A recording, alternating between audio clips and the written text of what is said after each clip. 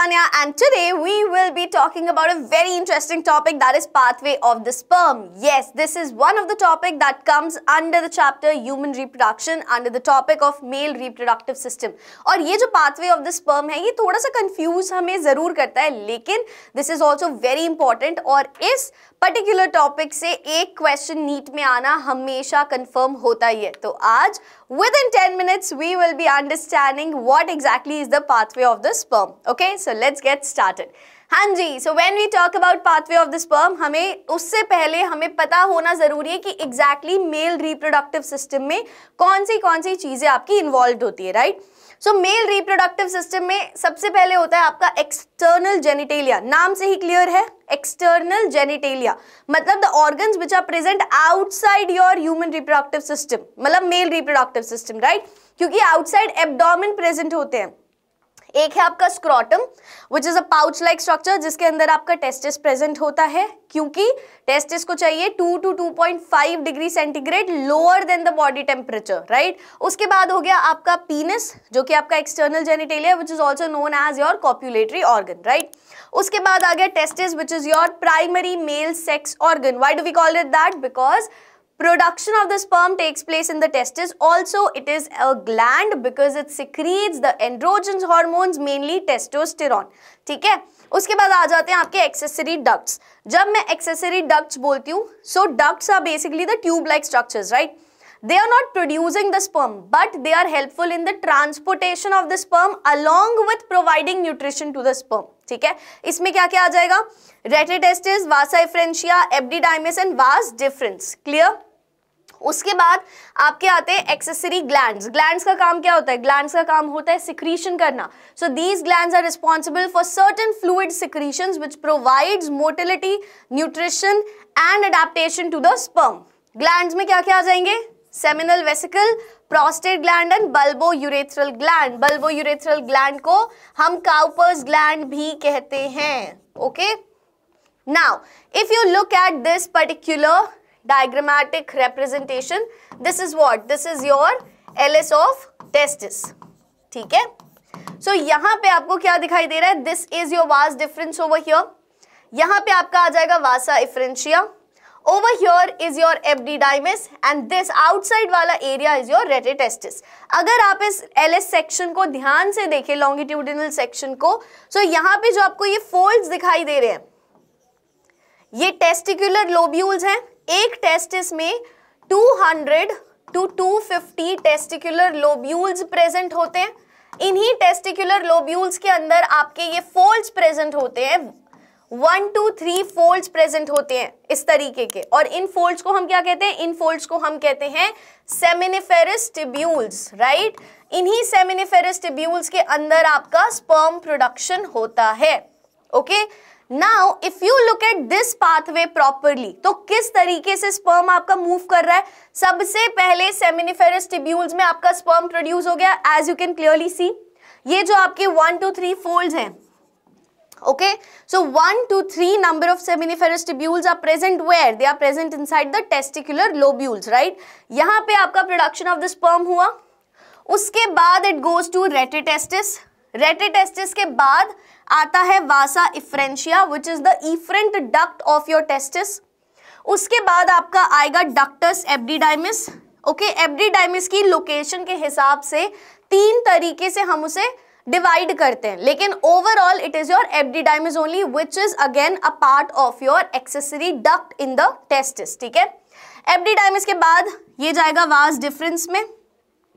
वास डिफरेंस के बाद there comes another structure which is known as the ejaculatory duct.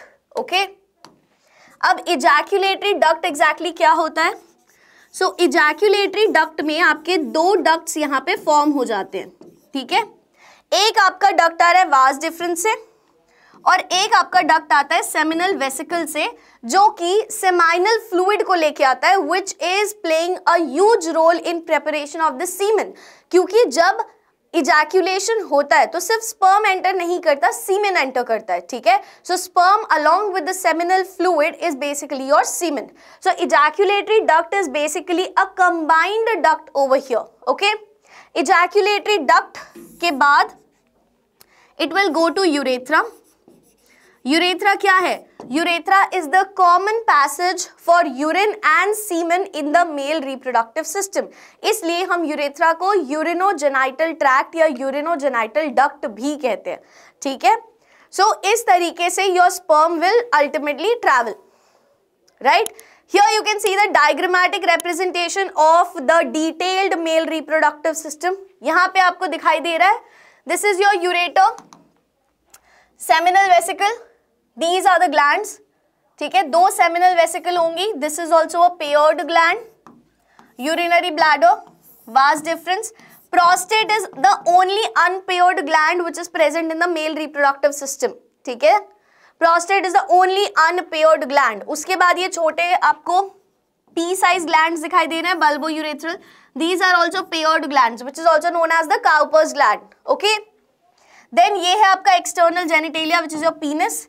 And here comes, यहाँ से आपकी gland से लेके urethra आ रहा है. Urethra is what? It is your urinogenital duct or tract, because this is the common passage which carries the urine as well as your semen, right? उसके बाद here you can see the diagrammatic representation of ejaculatory duct also, which is basically the common duct. Okay, so by this entire explanation हमें अभी तक क्या समझ में आया कि सबसे पहले जो फॉर्मेशन ऑफ द स्पर्म हो रहा है वो आपका सेमिनिफेरस टिब्यूल में हो रहा है, करेक्ट. उसके बाद it goes to the rete testis, right.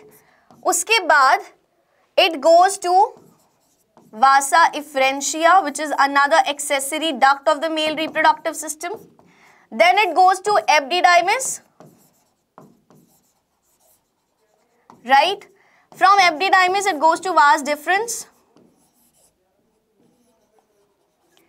From vas deferens, one sec. Yes, from vas deferens it goes to your ejaculatory duct, which is the common duct. ठीक है, उसके बाद ये जाता है आपका यूरेथ्रा में. This is exactly your pathway of the sperm, and that is how the sperm is being transported and ultimately ejected out of the male body, right? So now you can easily answer this question this is one of the questions that was there in one of the NEET examinations.